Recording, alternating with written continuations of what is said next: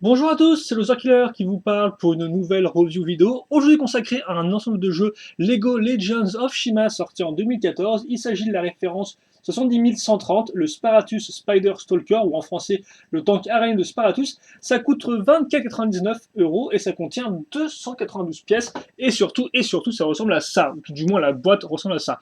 Donc comme on peut voir, boîte de bon format, bannière Legends of Shima avec la petite teinte bleu foncé, et d'un autre côté, comme on peut remarquer, eh bien on aura la tête en gros plan de Sparatus, donc l'ennemi un peu principal de ce modèle, parce qu'effectivement tout le modèle lui est consacré, comme on peut le voir à ce niveau-là, donc avec son set, ici, avec son set, avec son véhicule. Information, et les deux figurines que vous aurez, donc rouge pour les méchants bien sûr, et bleu pour les gentils. Donc pour les gentils, comme on peut voir, c'est Gorzan qui s'y colle pour affronter notre ami Sparatus, qu'on retrouvera là-haut, et d'ailleurs Gorzan aussi en 1-1, histoire de bien voir à quoi il ressemblera dans vos petites mimines.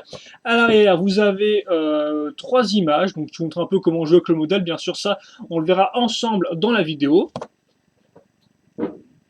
Le mode d'emploi, rapidement, donc ressemble à ça. Il est quand même assez épais, il y a de la construction, il faut bien le dire, hein. Donc pour ce prix-là, vous en avez pour votre argent, je peux vous le dire au niveau des pièces et du contenu de la construction, et même de la construction elle-même. La liste des pièces sur deux pages, une petite pub avec différents types de modèles, donc aussi bien bêtes légendaires, boîtes de jeux que speeders. Ensuite, la liste de tous les personnages et dans quel modèle ils apparaissent.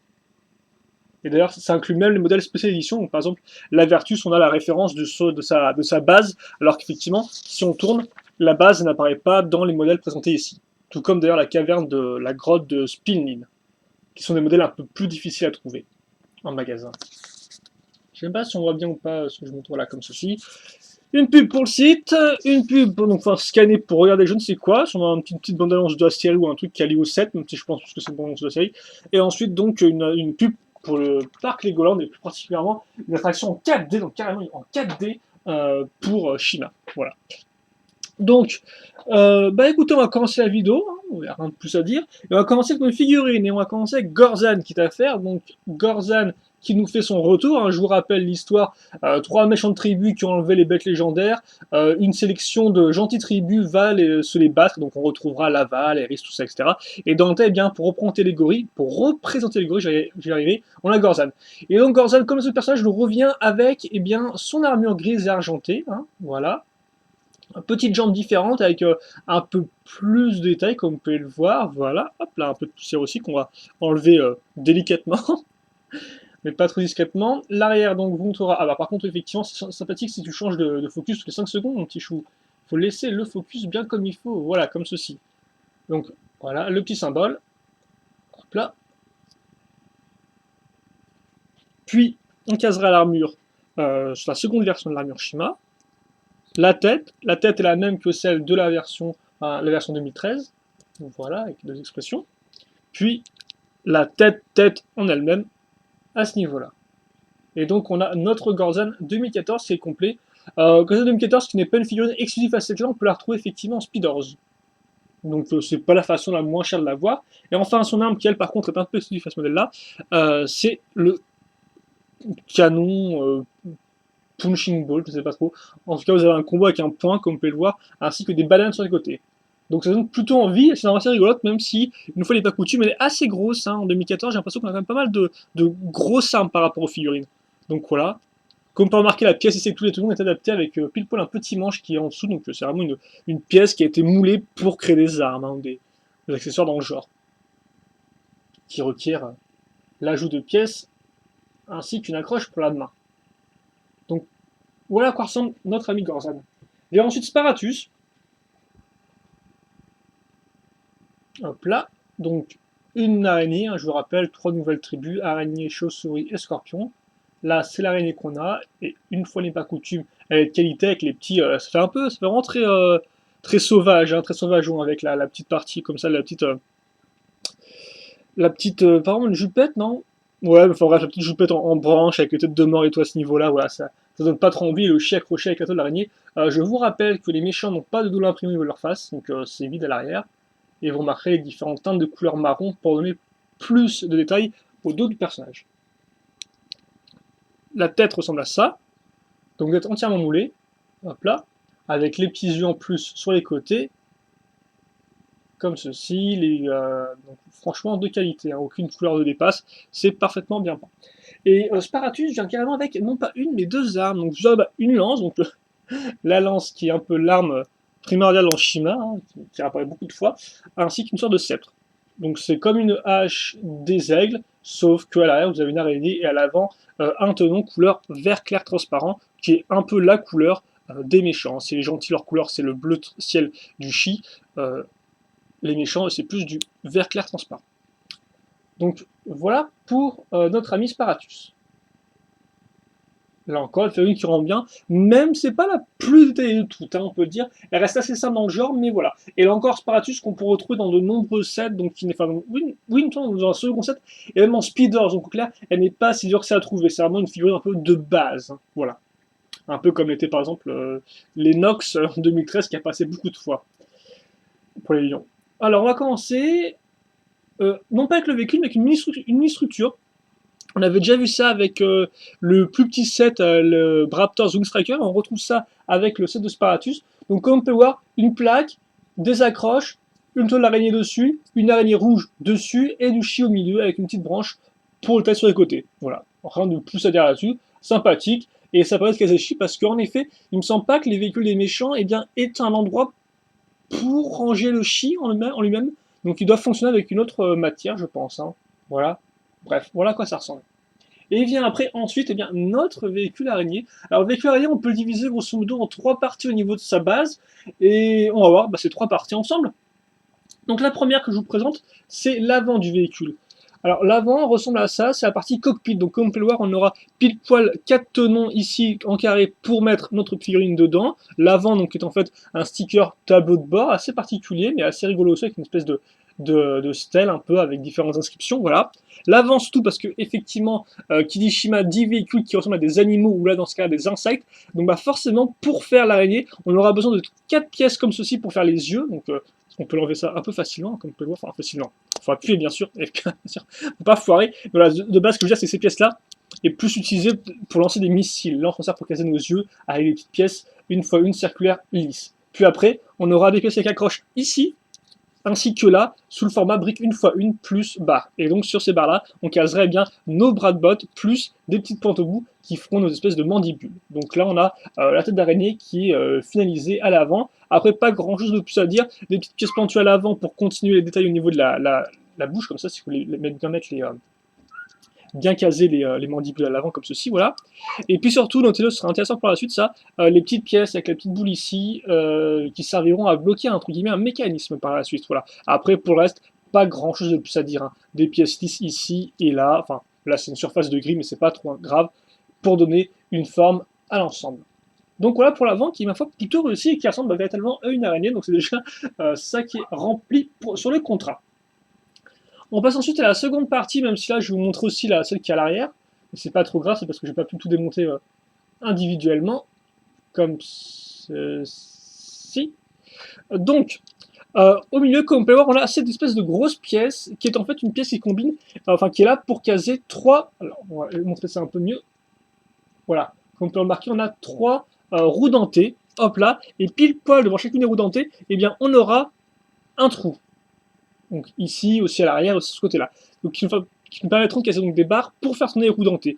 Et donc ça, c'est vraiment le gros du mécanisme du modèle, et donc c'est aussi la partie centrale. Et donc de ça, comme on peut le voir, on aura sur les côtés nos petites roues dentées, et pour les activer, eh bien on va utiliser la roue dentée du milieu. Mais pour activer celle-ci, forcément il faut une barre. Et donc si on retourne, qu'est-ce qu'on a? Eh bien on voit qu'on a une barre qui passe sous le véhicule, voilà, qui ressort à l'arrière avec une petite roue dentée qu'on peut tourner. Et donc l'idée c'est que quand je vais tourner ma barre, donc comme ceci, hop là, donc, on peut voir c'est directement lié à la pièce noire, et bien quand je la tourne, je fais tourner la pièce ici, là, hop là, et en ce faisant, et bien j'entraîne les deux autres roues dentées avec moi.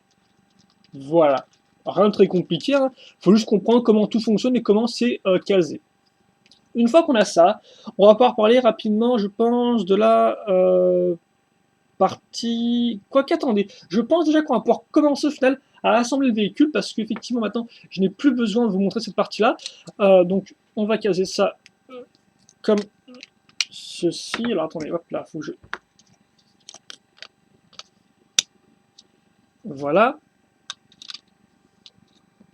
Et je me suis complètement trompé, non? Et oui, je me suis trompé. Hop là, et voilà. Donc on case, comme vous avez pu le voir, une grosse 4x8 en dessous, donc ce qui a un peu caché le mécanisme. On a surtout qui permet pas de lier nos trois éléments ensemble. Une fois qu'on a ça, on peut voir déjà sur la partie milieu-arrière qu'on a ces accroches ici et là. Donc ça, ce sera utile pour accrocher les pattes intermédiaires, ça sera utile pour accrocher les armes de Sparatus sur les côtés. Hein, on peut voir sur le côté, on peut accrocher facilement la lance et le sceptre. Voilà. Pour le reste, l'arrière donc se finit avec des pièces un peu, comme on peut le voir, accrochées sur les côtés courbés, des pièces en biais au-dessus, et surtout, hein, comment le manquer, cette espèce de grosse poutre, ces grosses poutres en L avec des pièces qui sont pile poil être enfoncées. Enfoncées dans quoi? Eh bien, ça c'est simple.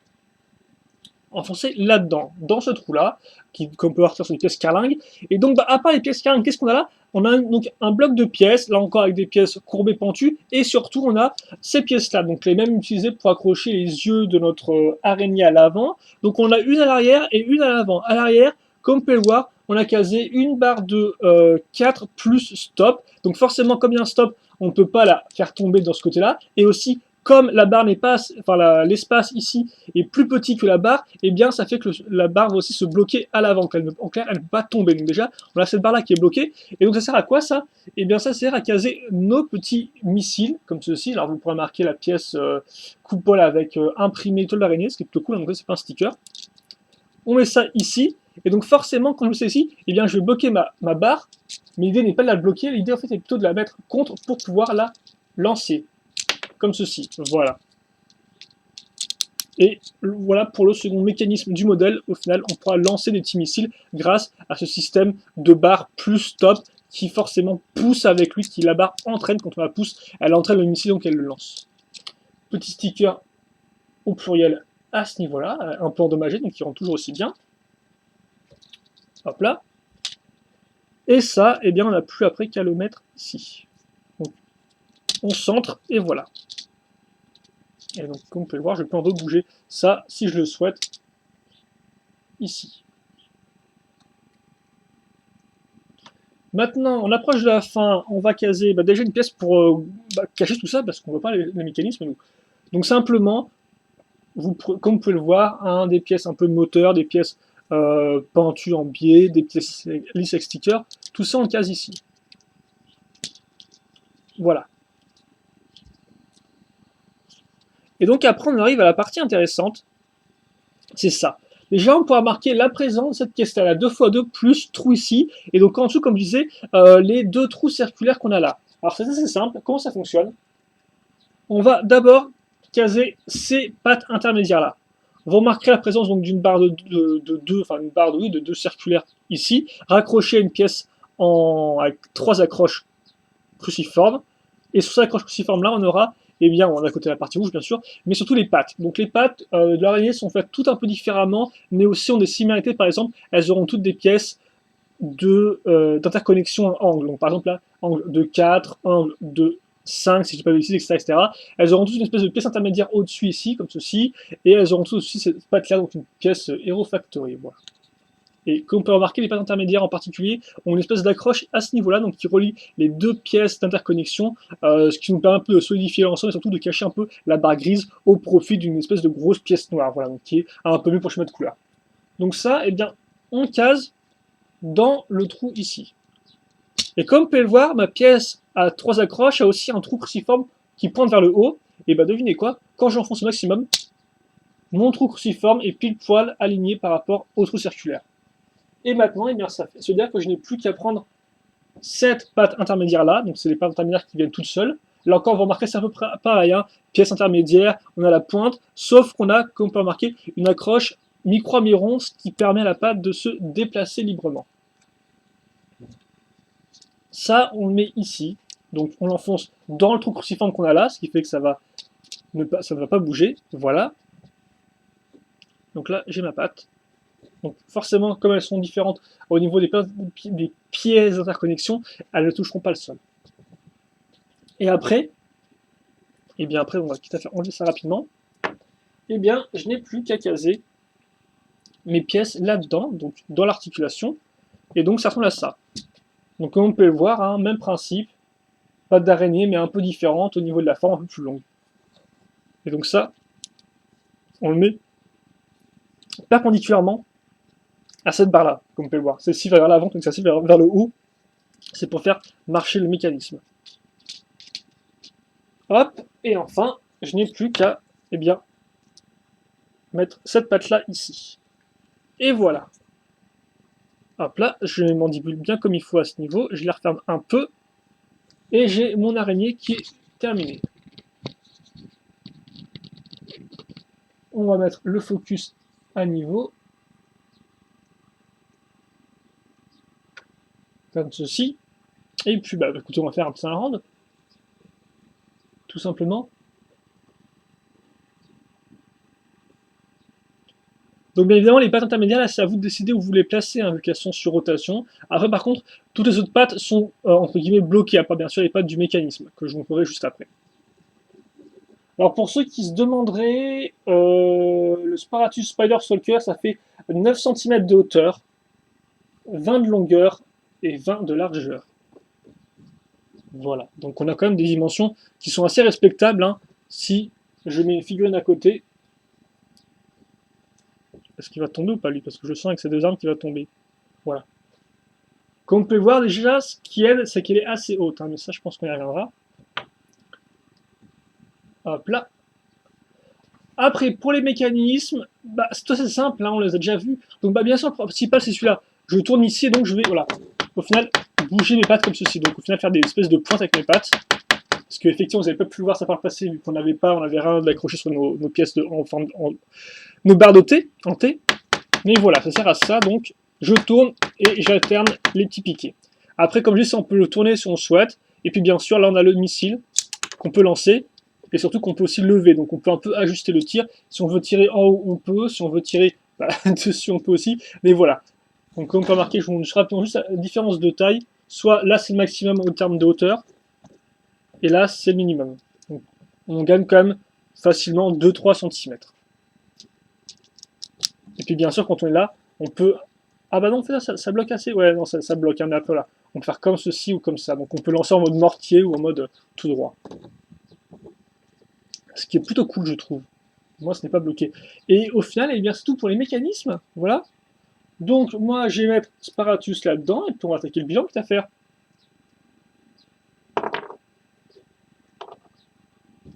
Visiblement, cette revue est assez courte, donc ça m'étonne, tiens. J'espère que c'était pas trop confus ou que j'ai bien tout expliqué. N'hésitez pas bien sûr si vous avez des questions à me les poser, j'y réponds avec grand plaisir comme d'habitude.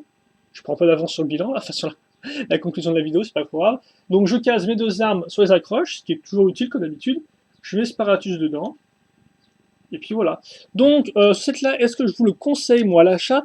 Eh bien, je peux enfin vous dire que oui, je vous le conseille. C'est vrai que j'ai eu un peu plus de mal avec le véhicule de l'Avertus et de Braptor, qui ont des bons points forts, mais à chaque fois, il y avait un truc qui me dérangeait un peu. Et donc, c'est vrai que subjectivement, donc vraiment, mon opinion à moi, j'étais toujours un peu mouais, quoi. Mais là, je peux vous dire, très sérieusement, que oui, je peux vous conseiller ce véhicule-là, et ce pour plusieurs raisons. Alors déjà, les figurines, elles sont de bonne facture selon moi. Après, par contre, ce sera pas le point fort du set. Donc oui, ça commence bien, je sais, je vous dis, je vous le conseille, voilà pourquoi les figurines ne sont pas le point fort du set, ça commence bien, toi tu me diras. Mais c'est vrai que voilà, si on compare objectivement par rapport à Eris ou Braptor ou à l'Avertus et à la grosse araignée, ces figurines-là, on peut les trouver ailleurs. Je veux dire, Sparatus, Gordon, c'est pas des figurines, on va dire, exclusives à ce modèle. Donc, c'est vrai qu'au final, voilà, je peux vraiment vous dire, ouais, c'est génial. Après, normalement, elle reste de bonne facture, ça, vous avez pu le voir, hein, au niveau des tailles, autant Gordon que Sparatus, eh bien, sont détaillés, la tête de Sparatus sont vraiment super bien, je trouve que ces couleurs-là, et avec ses formes, hein, toujours, mais ça, vient du mouvement lui-même, voilà. Après, vous aurez les armes plutôt originales pour Gordon, même si un peu grosses, et sous le fait qu'on a deux armes pour Sparatus, ce qui n'est pas rien, je trouve que c'est toujours sympathique, hein, d'avoir plus qu'une arme, logiquement, pour avoir un peu plus de diversité dans votre modèle, donc un peu plus de jouabilité après, pour vous, en retour. Donc ça c'est déjà un bon petit point, même si c'est vrai, les figurines ne sont pas exclusives. Mais néanmoins, elles restent de bonne facture et de qualité. Après, on aura la petite structure, pas grand chose à dire plus là-dessus, elle reste assez anecdotique, mais néanmoins elle est là, donc là encore, ça fait pour un peu plus de jouabilité ou un peu plus de petites pièces en plus, par exemple la pièce sol d'araignée ou l'araignée en elle-même, ou encore la branche, ça reste des pièces, ma foi, qui ne sont pas non plus ultra communes, je trouve, donc ça peut toujours être sympathique pour sa collection de petites pièces, voilà. Et après, bah, on arrive effectivement au véhicule en lui-même. Donc, notre véhicule araignée, et pour moi, c'est franchement, bah, c'est un franc succès, quoi. C'est un franc succès à tous les niveaux, aussi bien niveau construction que design, que jouabilité, que tout ce que vous voulez. Donc rapidement, niveau construction, c'est intéressant. Pourquoi? Eh bien parce qu'on va voir un peu comment on construit le mécanisme au centre. Au début, on sait pas trop comment ça fonctionne, puis après on voit la barre qui vient vers l'arrière, puis après on découvre un peu comment on construit l'avant avec l'araignée. Donc ça c'est plutôt cool parce qu'effectivement c'est un nouveau véhicule animal, hein, dans le sens. C'est vrai que c'est pas une redite d'un véhicule Lion ou un véhicule X, c'est vraiment nouveau. Donc c'est toujours intéressant de voir un peu comment les designers Lego se sont pris pour construire, eh bien, par exemple, une araignée, même si bon là encore, les araignées Lego, ils en font beaucoup, mais des fois un peu trop. Mais là encore, plus, ça reste une façon différente de la faire, et elle fonctionne plus que bien, je trouve, avec les nouvelles pièces qu'elle utilise, comme par exemple les pièces là pour les mandibules à l'avant, ou encore les pièces là sur le côté pour accrocher les yeux. Ça fonctionne vraiment bien, voilà. Et donc on a déjà la tête effectivement à ce niveau-là, le milieu ici, après l'espèce de partie missile avec les gros dards qui rend plutôt bien, après on construit les pas, donc ça par contre ça peut être un peu forcément un peu ennuyant, quoi. Ça reste du technique, ça reste du x8, donc voilà, on n'aime pas, c'est vrai qu'effectivement ça fait un peu redite, après c'est une araignée, et au moins les gars comme ça de faire 8, on va dire 6 modèles de, oui, non, 3 modèles de pattes différents, quoi. Les pattes intermédiaires doubles, la patte intermédiaire solo et la patte d'action à l'avant, voilà. Donc, ils ont quand même essayé de faire un peu de différence, un peu de nuance, pour ne pas qu'on fasse un gros x8, et donc ça marche plus ou moins, je trouve. Voilà, à ce niveau-là. Après, les mécanismes, comme on a pu le voir, bah moi je trouve qu'ils fonctionnent juste bien, quoi. C'est assez fun. Et aussi, d'ailleurs, je ne l'ai pas précisé, mais comme je vous l'ai dit, la pièce ici, là, la petite boule, c'est pour bloquer la patte, hein. Regardez comme quoi, hop là, pour pas que la patte tombe et au final il continue son truc, quoi, son mouvement. Donc c'est pour ça. Même si, comme vous pouvez remarquer à ce niveau-là, hein, là, par exemple, les pattes ne touchent pas la petite boule parce qu'elle touche le sol avant. Voilà. Alors, par contre, ce serait sympathique si je pouvais remettre ça comme ça, voilà. Où j'en étais, moi? Donc, bah oui, les mécanismes. Donc on a les petits lanceurs classiques, mais au moins, ce qui est cool, c'est que ça marche non pas avec votre doigt, mais avec une façon intermédiaire avec la petite barre. Puis en plus, vous pouvez ajuster la taille, donc enfin la hauteur. Donc là encore, ça reste un petit plus, je trouve, par rapport au simple missile, tout ce qu'il y a de plus simple. Donc voilà, même si c'est pas, après par contre, c'est pas le plus complexe du monde, hein. Comme on a pu voir par exemple avec l'hélicoptère de la Vertus son hélicoptère, c'était vraiment un mécanisme super original, quoi. C'était une sorte de mouvement de glissière avec élastique et mécanisme qui tourne. C'était vraiment super original. Là, c'est un peu moins original, bien évidemment, mais néanmoins, ça reste efficace et ça fonctionne, quoi. Ça fonctionne. Donc c'est toujours, voilà. Mais après, c'est bien sûr pas le plus extraordinaire du monde entier. Et vient ensuite le design, et le design, eh bien, je dois vous avouer que moi, je ne suis pas spécialement un gros fan des araignées, parce que comme je dis, Lego fait beaucoup de choses avec plein de petites pattes et tout, et je suis pas non plus un gros fan, des fois c'est pas super bien fait, ni super original, et là, je dois vous avouer franchement que j'ai été plus que comblé par ce modèle-là, parce que bah, je trouve qu'il reprend très bien le concept d'araignée en casant ces petits mécanismes, ces petits lanceurs, ces petites pièces un peu plus mécaniques, comme par exemple les petits moteurs à ce niveau-là, voilà, pour faire un peu l'aspect véhicule. Idem pour les barres techniques là, qui, en soi, certes, permettent de maintenir un peu l'ensemble et cacher la pièce grise, mais aussi ajoutent un aspect un peu bête, mécanique, un peu robotique à l'ensemble, voilà, un peu fait de bric et de brac, qui est, ma foi, très efficace et bah, parfaitement, tout à fait agréable, voilà, à l'œil. Donc, bah, ouais, ouais, non, franchement, le design est bon, quoi. Je veux dire, première chose déjà qui est une bonne chose, c'est que si on compare au véhicule Galaxy Squad qui était aussi inspiré d'insectes, eh bien l'araignée, comme vous pouvez le voir, n'est pas directement au niveau du sol. Elle a les pattes là, et puis ça fait déjà qu'on a toute la structure au final qui est dans les airs, comme on peut voir, qui ne touche pas le sol. Et c'est déjà c'est un bon point. Pourquoi? Eh bien, pour donner du volume à l'ensemble et pour donner un aspect un peu plus, on va dire, grandiloquent, quoi. C'est pas tout écrasé au niveau du sol, c'est vraiment plus en l'air. C'est beaucoup, voilà, la figurine, comme on peut voir, elle arrive pile poil à ce niveau-là, donc elle est en face des yeux, donc c'est un peu terrifiant. Donc non, déjà, rien que le fait qu'elle soit en l'air et pas avachée au sol, ça rend super bien, et d'une pour le volume, ça la rend vraiment importante, et pour l'aspect un peu grandiloquent. En parlant de volume, les pattes rajoutent vraiment beaucoup de volume, comme ça, elles partent sur les côtés, elles partent un peu plus en hauteur, elles partent en avant, donc on a vraiment une espèce, voilà, de base, c'est vraiment, c'était dans un rectangle, et grâce aux pattes, on a vraiment une véritable circonférence, comme on peut le voir, et donc ça permet vraiment, eh bien, de, voilà, d'avoir du volume et d'avoir vraiment un modèle qui est assez imposant. Et ça, c'est vraiment bien. Après, on pourra parler rapidement des couleurs, avec le petit marron qui se mange avec le noir, et les petites pointes de verte, coq, ici et là. Je fais la poule maintenant, c'est fou ça dans mes bilans.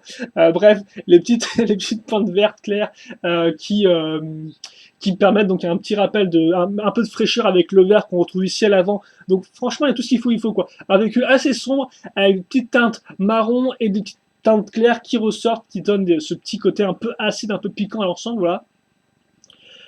Et puis bah, c'est tout, je pense vraiment, c'est vraiment tout, quoi. Moi, c'est vrai que je vous conseille parce que le design est super efficace, quoi. On a un véhicule qui a du volume, qui a des bons mécanismes, qui a une plutôt bonne jouabilité, qui est imposant, qui ressemble à une araignée, tout en ayant cet aspect véhicule, contrairement, souvenez-vous, la Vertus, hein, je vous disais, la Vertus, on avait avant tout le côté hélicoptère, puis après on avait le côté lion qui était un peu, voilà, qui était un peu posé dessus, avec voilà, un peu nul, genre je te colle la tête dessus, puis basta, quoi. Là, on a vraiment un véhicule qui est inspiré d'une araignée, quoi. L'araignée vient en priorité, puis après, c'est comment on peut en faire un véhicule, même si, bon, ils sont pas non plus trop foulés, quoi, en soi, hein. Ils ont gardé les pads, bien sûr, donc c'est un mouvement de déplacement suffisant, et ils ont mis des missiles dessus. Mais au moins, ils les ont bien casés, et donc ça fait qu'on a vraiment une cohérence dans le modèle, aussi bien niveau couleur, que niveau forme, que niveau contenu, et donc pour moi, ça en fait vraiment un très bon set que je peux vous conseiller. On va dire que c'est assez simple, hein. Les deux sets les moins chers niveau méchant, c'est le Braptor Wing Striker et le Sparatus Spider Stalker. Alors le jet ailier de Braptor, souvenez-vous, je vous ai dit que le mécanisme était plutôt bon, c'est vrai, ça aussi un véhicule qui était plutôt gros, mais après le design était vraiment pas top. Là, c'est l'inverse, quoi. Le design est bon, le véhicule est gros, et en plus, bah, le design est bon, quoi, voilà. Donc on retrouve le côté gros, le côté mécanisme intéressant, et puis en plus le design est bon. Donc moi franchement, même si ça reste 10 € de plus, eh bien je vous conseillerais celui-là, quoi. Voilà. Donc on va se quitter là-dessus. Vous aurez compris mon grand amour pour ce modèle. Et puis bah, si vous aurez des questions ou des commentaires auxquels je n'aurais pas répondu dans cette vidéo, eh bien n'hésitez pas à les poser, voilà. J'y répondrai avec grand plaisir. Et puis bah nous on se retrouve plus tard, je pense, plus tard, oui, pour d'autres reviews. Alors forcément Shima, la prochaine review ce sera consacrée eh bien, à un véhicule gentil, donc le second après la Vertus, avec le Rogon's Rockfinger, ou en français, donc le char bouclier de Rogon, qui s'annonce assez intéressant lui aussi. Voilà, j'en dis pas plus, on verra ça, je ne sais pas trop quand, mais en tout cas, on le verra en tant que prochaine review Shima. Pour l'instant, portez-vous bien, passez une bonne journée, une bonne soirée, une bonne ce que vous voulez, et puis bah, on se donne rendez-vous pour plus de vidéos prochainement. Allez, salut à tous.